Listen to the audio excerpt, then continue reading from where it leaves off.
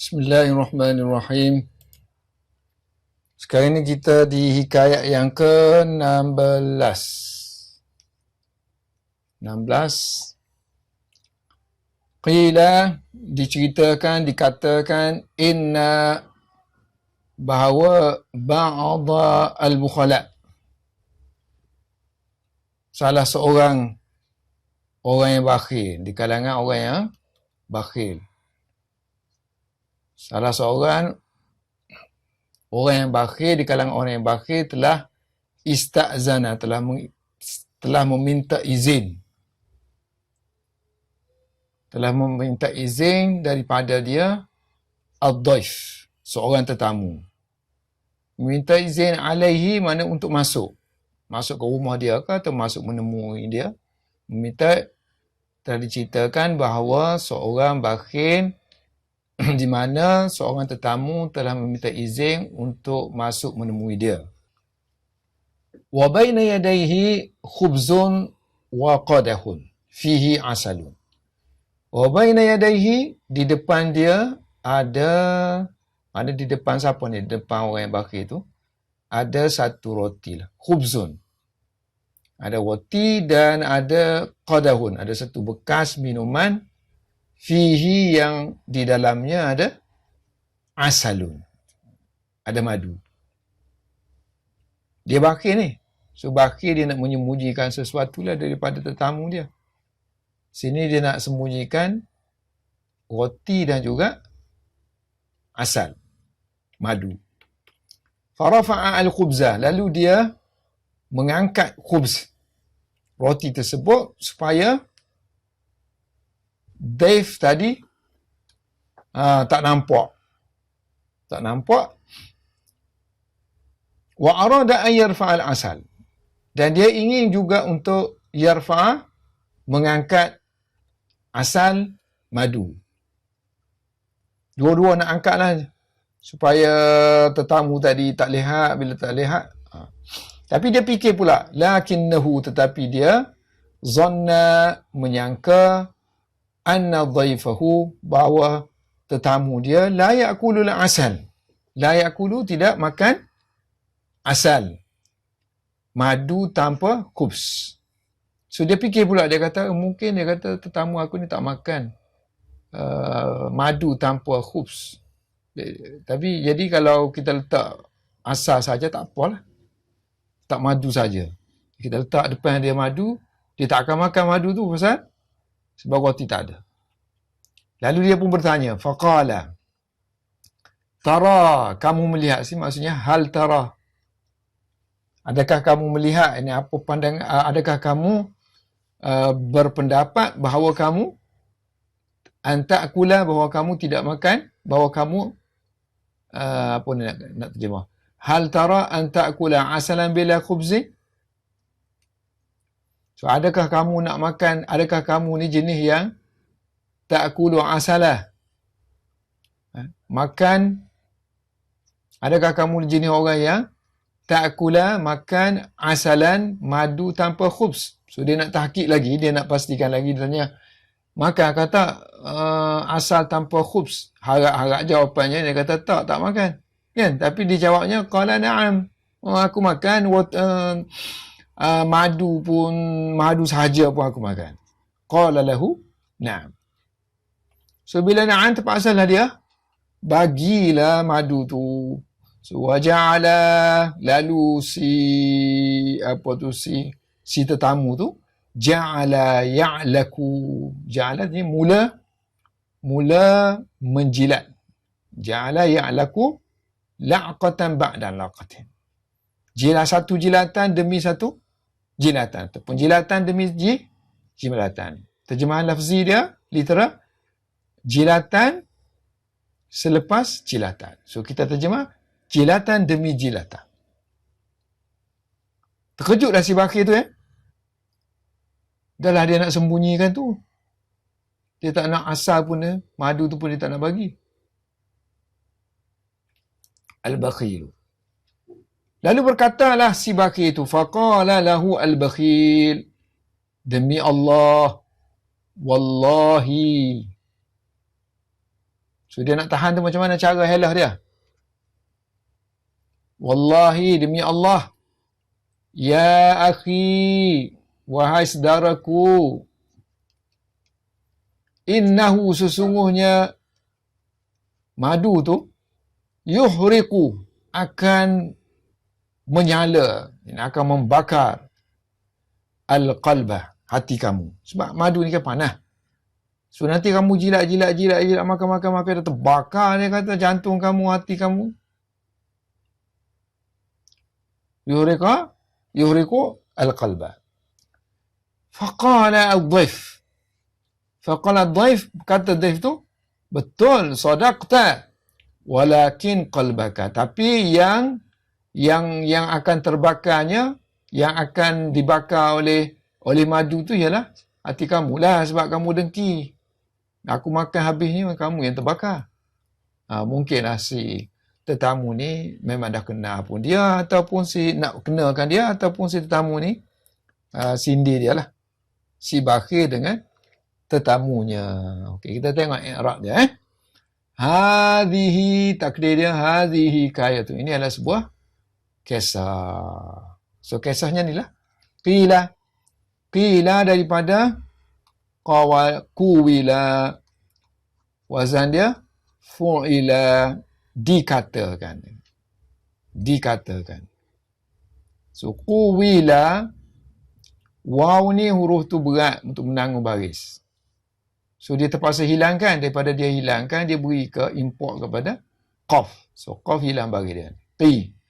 Kemudian waw ni perlu ditukar kepada ya lah, untuk mengharmonikan hubungan bunyi antara ya waw dengan baris kasrah. So baris kasrah dia sesuai dengan ya, bukan sesuai dengan waw. So jadilah qila. So dikatakan. Okey, satu lagi point. Apabila qala dan anak beranak dia, tak kira lah qala ke, kila ke, kan? Yakulu ke, qaulun ke, kan? Kalau selepas dia tu ada macam ni, kita tak tahu nak baca inna ke anna. Sebab zaman dulu dia tak ada topi, dia tak ada hamzah. So hanya orang yang tahu saja, kaedah saja yang boleh baca dengan sama ada inna ataupun anna. Jadi ulama-ulama Nahu dia kata, hasil pengalaman kita dapati, bahasa Arab ni, kalau anak-anak beranak qala, semuanya kena baca baris bawah untuk inna ni. Inna dengan anna. So, sebab itulah sini walaupun tak ada topi, so kita boleh baca dengan inna, bukannya anna. Jadi ini penting untuk orang yang mentahqiq, iaitu orang yang nak buat penyelidikan kepada manuskrip yang lama yang memang tak ada hamzah pun, macam mana kita nak bubuh baris tu. So baris di sini ialah macam mana kita bubuh inna, sebab kita tahu ini anak beranak qala. So boleh inna. Kalau orang lain misalnya, perkataan lain kena baca anna lah. Zukira contohnya kan. Zukira disebut kan. So zukira anna, bukan qala. Inna ba'dha al-bukhala. So ba'dha, kan dulu kita dah sebut ba'dha asalnya makna sebahagian, setengah. Tapi ikut konteks ayat dia juga boleh bermakna seorang untuk manusia, sebuah untuk benda-benda, ataupun se-se je lah untuk menunjukkan makna satu. Dan selepas dia mestilah jamak lah kan. Sebab sebahagian mestilah sini jamak. So bakhilun, jamak dia bukhala. So ada kitab oleh Al-Jahiz, seorang ahli adab, ahli sastra Arab zaman dahulu. So nama dia Jahiz. Dia ada buat kitab tentang cerita-cerita lah, cerita-cerita tentang kebakhilan.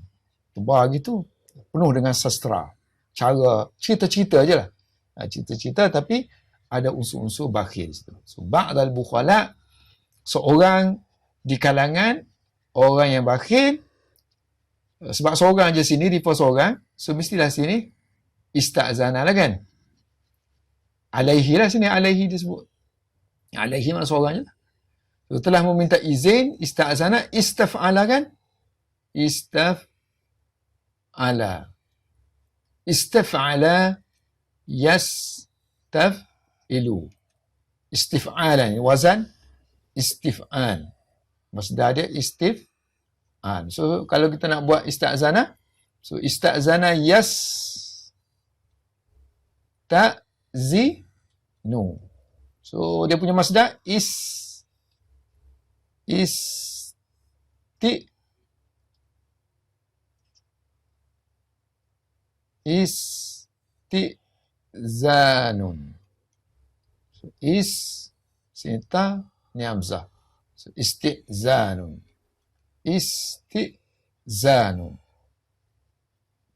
Meminta izin. Okay, istazana kalau pakai alif, istazana pakai ala, artinya meminta masuk ke rumah ke, menemui seseorang ke, kan? So sini meminta izin masuk menemui dia lah. Alaihi. So tetamu tu. Fa'il dia dhaif. Ini fa'il walaupun duduk jauh, boleh dipisahkan oleh kata perbuatan. So asalnya ayat dia istazana dhaifun alaihi. Tetamu telah meminta izin tetamu untuk masuk menemui dia, alaihi, ataupun masuk ke rumahnya, alaihi. Sini ayat dia. So kadang-kadang ada unsur balaghah, kita nak tekankan alaihi ni, letak depan sesuatu yang letak depan, dia ada unsur-unsur penekanan. So ista'zana alaihi daifun. So daif fa'il dia, hukum fa'il. Kan kita ada, kena ingat selalu rafa', nasab, jar. So rafa' ni berapa kategori nahu? Nasab ni berapa kategori nahu? Jar ni berapa kategori nahu? So antara masuk dalam kelompok rafa' ialah fa'il. So bila kita dah masukkan ini sebagai fa'il, maka dia masuk lagu rafa'. Dan rafa' itu ada tanda tu. Atas ni tanda lah pula. So tanda dia apa? So tanda, salah satu tanda bagi rafa' ialah baris hadapan. Kita panggil dhammah. Kadang tu waw kan? So kadang tu alif. Tanda rafa'. Ni baris. Ni huruf. Huruf waw, huruf alif. Wa baina yadaihi khubzun. Dan baina, between, antara yadaih, dua tangannya. Apa maksud dua tangan? Baina yadaihi. Baina yadaihi. Yadai, yadun. Dua, yadani. Cara bacaan dia ni kes rafa'. Kes nasab dengan jar. Alif tu tukar ya. Yadaini. Okay, dua tangan lah artinya. So kita sekarang ni baina. So lepas baina ni majrur. So majrur maknanya kes jar. Yadaini plus hu. Ini idhafah lah sebab yang ni mudhaf, yang ni mudhaf ilaih. Kan? Ini mudhaf. Yang ni mudhaf ilaih. Mana-mana yang ada nun tasniah ni, nun untuk dua, kalau kita idhafahkan, dia gugur lah. So baca dia yadai hu kan asalnya. Tapi oleh kerana ya ni dia sesuai dengan baris bawah untuk hi, untuk hu. Kita tukar yang ni yadaihi. Bukan dia dikasrahkan oleh hi, tapi untuk harmonikan bunyi sahaja, dia tetap mabni lah sini. Dia tetap mabni. Maknanya baris dia tu tetap. Baina yadaihi khubzun. Khubzun. Okay. Baina yadaihi, tak depan. Baina yadaihi. Khubzun. Asalnya khubzun. Roti. Di depannya. Baina yadaihi. Roti di depannya. Tapi oleh kerana kita tak boleh mula ayat dengan nakirah. Oleh kerana tak boleh guna ni, so untuk membolehkan dia, kita kena letak dia di belakang. So asal dia ni adalah mubtada. Yang ni pula asal dia khabar. So bila kita alihkan nama kita ubah sikitlah nama. So nama je, kalau kita tak baina yadaihi khubzun. So sekarang ni nama dia khabar juga. Tapi khabar yang dikedepankan, muqaddam. Yang ni mubtada kan asal dia kan? So mubtada tapi diletakkan lewat mutaakhirun. Wa qadahun. Sama jugalah. Wa baina yadaihi qadahun. So ni mubtada yang letakkan dia letakkan selepas khabar. So qadahun fihi asalun. Qadahun yang kita terjemah tadi kan? Qadahun makna bekas yang di dalamnya ada madu. So sedangkan sini ayat dia macam ni lah. Baina yadaihi fihi asalun. Mana-mana jar majrur ataupun zaraf. Jar dengan majrur dengan zaraf. Dua ni. Kalau kita tak depan, kalau di depannya ada nakirah. Contoh tadi kita kata asalun. Asalun fihi. Asalun fihi. Madu di dalamnya. Ni ayat yang asal. Tapi tadi macam tadi juga, nakirah. So nakirah tak boleh jadi kepala ayat. Tak boleh jadi pemula. So untuk membolehkan dia, kita kena alih dia jadi ke depan. Jadi fihi asalun. Ini mubtada ni khabar. Jadi jumlah apa? Jumlah ismiyah. Dah ayat lengkap ni. Yang ayat yang bermula dengan isim. Bukan bermula dengan fihi. Ini kita ubah ni kerana dia tak boleh duduk macam ni aja. Tapi asalnya duduk gini. Jadi asalnya kita panggil jumlah ni jumlah ismiyah kerana bermula dengan isim. So ayat lengkap. So ayat lengkap ni kita boleh takwil dia sebagai, ayat tu sendiri boleh takwil sebagai nakirah. So bila dia nakirah, dia boleh menjadi sifat, boleh menjadi hal. Kalau sifat, dia sifatkan isim nakirah yang lain. Kalau hal, dia menyifatkan isim ma'rifah. So kita sini, dia sifatkan qadah kerana dia nakirah. Maknanya ini mausuf, ini sifat. So mausuf kita sekarang ni kan rafa'. Kan rafa' kan? Rafa' sebab dia kan mubtada' ni asal baina yadaihi qadahun kan? So bila dia rafa', maka kata sifat dia kena rafa' juga kan? Tapi kata sifat dia ni ialah jumlah. Jumlah ni termasuk mabni. So kita tak boleh kata dia rafa', kita kata fi di tempat mahalli rafa'. Di tempat rafa' sifat kepada qadah. Farafa'a, lalu dia fa ni fa untuk ta'qib.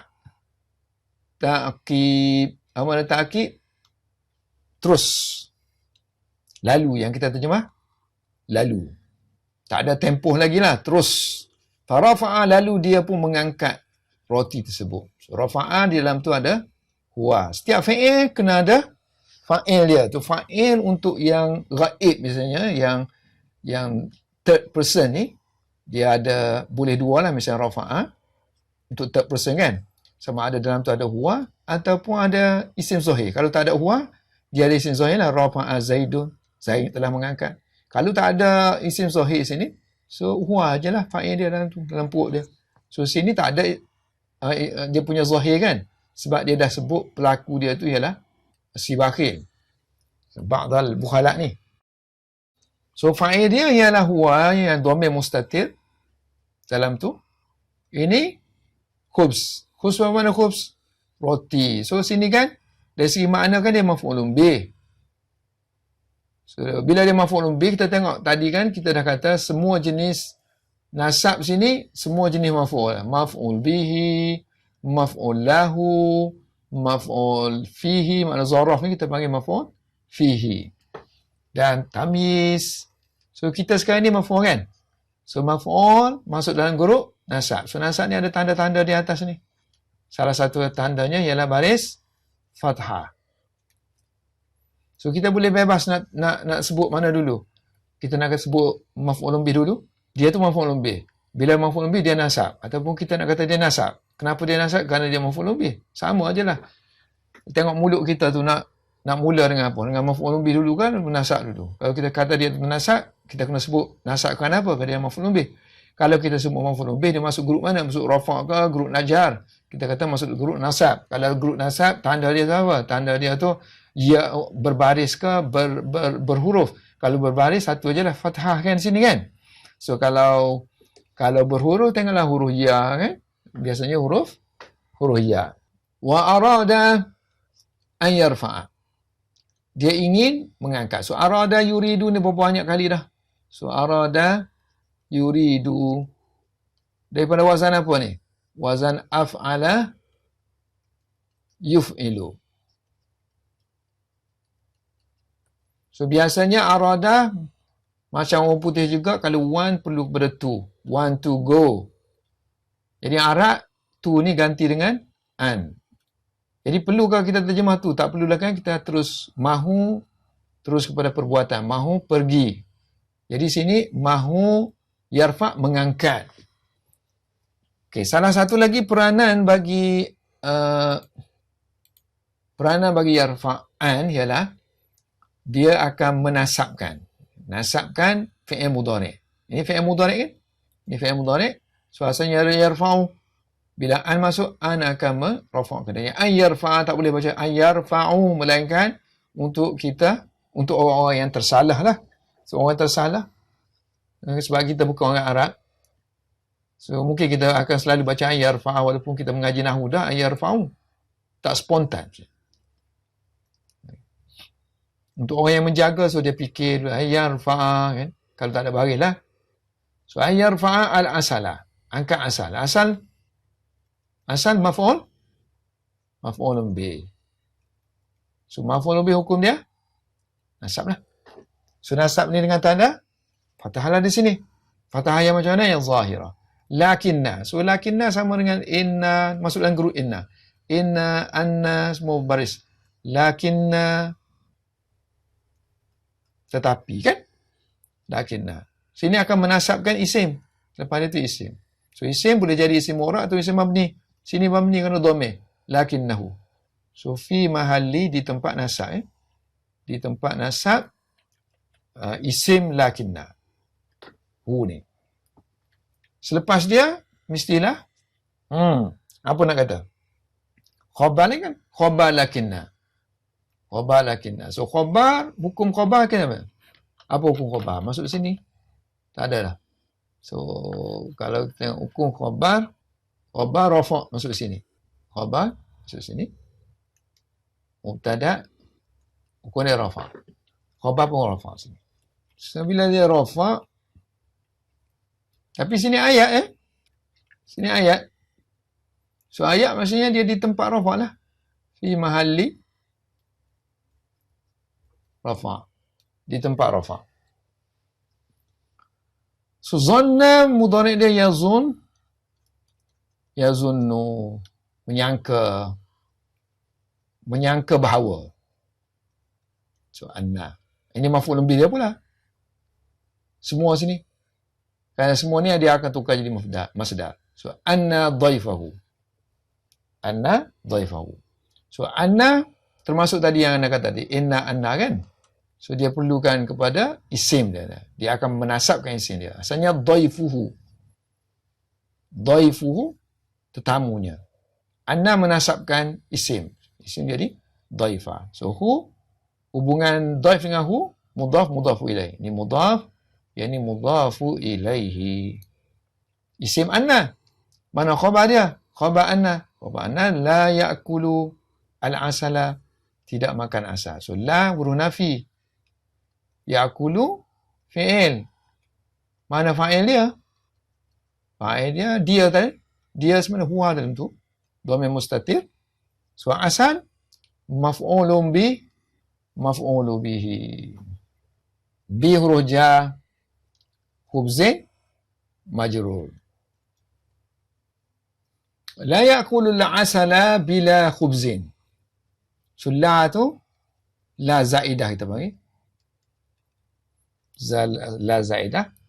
So, makna dia makna nafi lah. La ya'kulul asal bila khubzin. Faqala tara. Tara ni maknanya soalan takdir dia hal ke ataupun adakah?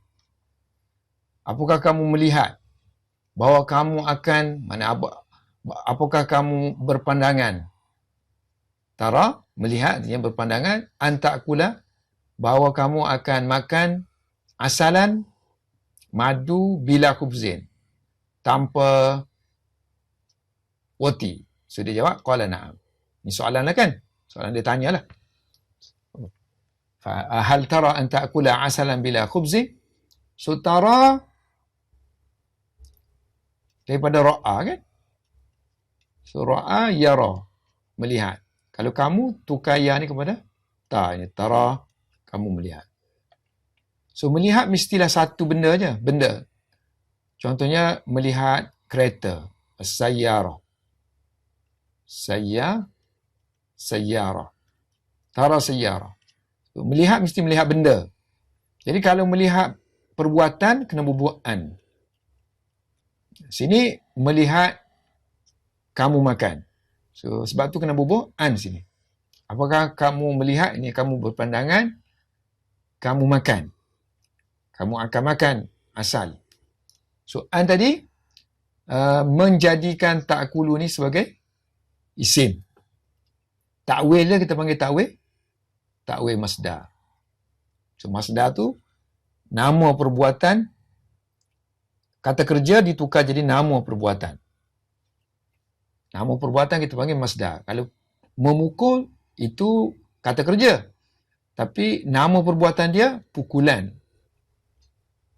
Pukulan kita namakan masdar. Dalam bahasa Arab ni dia banyak guna masdar-masdar. Penggunaan masdar ni banyak.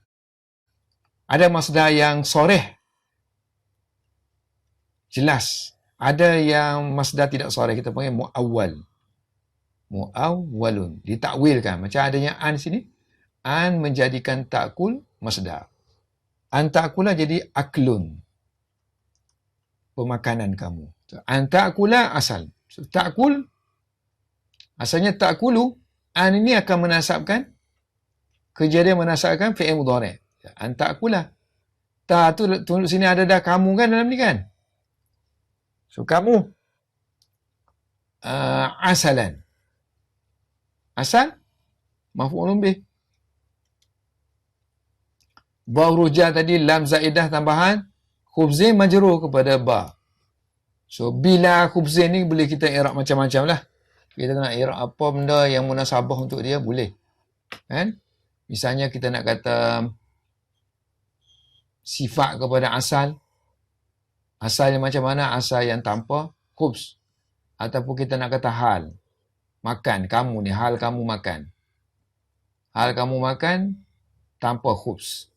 Tapi lebih kepada ni lah, lebih kepada sifat asal. Asal tanpa khubz. Dari segi makna tu rapat dengan ni. So sebab apa kita kata ziyadah, kan tengok dia dapat beri kesan lagi. Ba terus memberi kesan sini. Khubzin. Walaupun ada halangan sini kan. Sebab dia tambahan je. Qala lahu, na'am. So dia jawab, ni huruf jawab. Termasuk huruf jawab.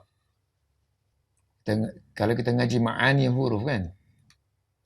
Ma'ani huruf maknanya partikel-partikel yang ada makna tertentu.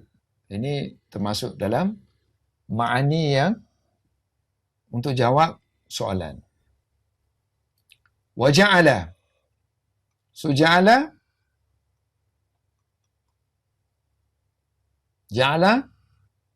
plus mudhari'. Makna dia began ataupun begin. Tengok keadaan. La'iqa. La'iqa Yal'aku, menjilat. Masdar dia ada banyak, ada 3. La'qatan, lu'qatan, la'qan. La'qan. So ini kenapa nasab? Kerana dia jadi maf'ul, kita dah panggil maf'ul mutlak. Maf'ul mutlak. Macam kalau kita kata memukul, daraba Zaidun darban. Zaid memukul satu pemukulan. Zaid memukul dengan pemukulan. Ini dia menjilat dengan jilatan, demi jilatan. Kemudian apa hubungan antara la'qatan, maf'ul mutlak, hukum dia nasab. Termasuk dalam guruf nasab. Kan tadi kita dah sebut jenis-jenis maf'ul. Salah satunya maf'ul mutlak, nasab. So orang Arab ni suka sangat kalau dia bercakap, kalau pukul-pukulan, kalau tendang dia akan sebut tendangan. Kalau makan dia akan sebut pemakanan. Ini memang perangai sifat ataupun style bahasa Arab. Dia gemar memasukkan maf'ul mutlak dalam ayat-ayat mereka. So la'qatan ba'da la'qatin. Ba'da zaraf, kan kita ngaji ba'da, qabla, semua zaraf. Dan zaraf hukum di sini mudhaf, hubungannya dengan sini mestilah mudhaf, dan sini mudhafu ilaih. Mudhafu ilaih kan tadi termasuk yang jar. Termasuk jar. Sebab tu dia dijarkan sini. Selaqatin ba'da laqatin. Cuma apakah hubungan sini dengan yang sini? Cuba kita tengok. Tadi saya dah beritahu jar dengan majrur ataupun zaraf, kedua-duanya ni boleh jadi sifat ataupun boleh jadi hal. Kerana dia seperti, seolah-olah seperti jumlah. Kita panggil syibih jumlah kan. Dan jumlah kan boleh jadi sifat ataupun boleh jadi hal. Kalau mausuf dia tu nakirah. Isim nakirah, satu lagi ma'rifah. So kalau benda sini ni nakirah, so dia jadi sifat. Kalau dia ma'rifah, dia jadi hal. So la'qatan ba'da la'qatin menyifatkan la'qah. La'qah yang macam mana? La'qah yang selepas satu la'qah. Walaupun hakikatnya kita belajar zaraf. Dulu kita kata zaraf dia mestilah terikat dengan fi'il ataupun yang semakna dengan fi'il. Sini dia punya ikatan dia yang semakna dengan fi'il. Sini ialah isim-isim yang membawa makna wujud ada. So, antaranya ialah kainun, mustaqarrun, hasilun, maujudun. Ini semua makna ada. So kalau makna tambah ta je lah. Kainatun, mustaqirratun, hasilatun, maujudatun. Boleh tambah celah ni. So la'qatan, kalau mu'annas, kainatan. Jilatan yang wujud dia, yang berlaku dia selepas jilatan. Kalau hasilah, hasilatan, jilatan yang terhasil selepas jilatan. So ba'da ni akan sebenarnya muta'alliq dengan kainah. Faqala lahu, berkatalah kepada si bakhil tu. Si bakhil tu berkata kepada tetamu. Faqala lahu al-bakhilu. Sini wallah kan? Wallah. Ni ya. Ya akhi. So wallahi. Waw. Waw sumpah kita panggil waw qasam. Wawul qasam. Waw qasam termasuk harfu jarrin. Huruf jar. Sebab tu Allah ni kita baca bagi bawah. Wallahi. Wallahi. Ya huruf nida. Huruf nida maksud huruf nida maknanya huruf yang digunakan untuk menunjukkan panggilan. Benda yang dipanggil itu atau manusia yang dipanggil itu kita panggil munada. Okey, tadi kan Ana dah kata, kalau qala dengan anak-anak beranak dia, kalau kita ada sini an, in kita tak tahu nak baca macam mana. Kalau tak ada topi, kan kita dah kata kalau qala dan anak beranak dia baca bagi bawah, baca bagi bawah. Samalah juga dengan waw sumpah. Wallahi. Kalau kita ada selepas dia maksudnya yang ada kena mengenal dia, wallahi, kan sumpah ni. So nak baca mana? An ke in? Baca in. Untuk puak-puak qala, grup dia, dan juga wallahi baca baris bawah. So wallahi kalau tak ada ya akhir pun terus wallahi inna. Bukannya an, bukannya anna. So innahu. Ini huruf musyabbah bil fi'il, huruf yang perangai dia seperti fi'il menasakkan isim. So ni isim dia lah. Hu ni isim dia tapi dhamir kan. Dhamir di tempat nasab. Fi mahalli, di tempat nasab. So isim dia. Isim inna. Mana khabar inna? Yuhriku. Ahraka yuhri. Yuhriku itu khabar inna. Khabar inna. Ahraka yuhriku. Membakar. Ahraka membakar yuhriku. Masdar dia ihraqan. Ihraqun. Ihraqin. Kalau membakar, menyalakan hati kamu. Al-qalb. Membakar hati kamu. Al-qalba. Maf'ulun bih. Maf'ulun bih hukum dia nasab. Mansub. So, faqala dia pun jawab. Sadaqta. Benarlah kamu. Cuma walakin. So, waw ni waw kita panggil isti'naf. Isti'naf. Waw isti'naf. So, lakin ni huruf ni lah untuk huruf ibtidak. So, dia untuk ibtidak. So, permulaan, mana qalbaka ni kena takdirkan ada yuhriku lah. Lakin yuhriku qalbaka. Qalbaka. Barulah kita boleh tahu kenapa baris atas sini tiba-tiba kan. Maknanya ditakdirkan situ ada yuhriku qalbaka. Tak disebutkan ada sini, difahami. So, waw ni banyak fungsi. Salah satu fungsi dia isti'naf, maksudnya ada titik sini, terberhenti sini titik.